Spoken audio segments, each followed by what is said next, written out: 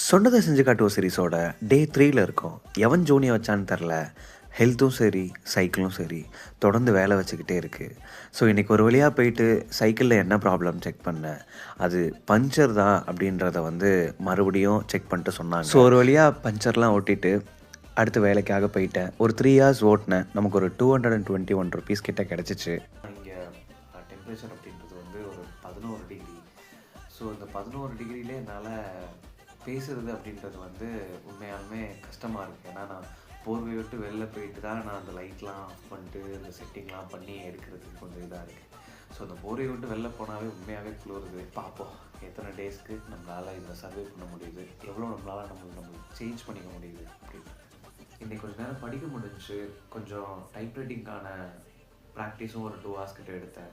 I think இன்றைக்கி என்னோடய best நான் கொடுத்துட்டேன் அப்படின்னு நான் நம்புகிறேன். பார்ப்போம் அடுத்த வீடியோவில். பாய்.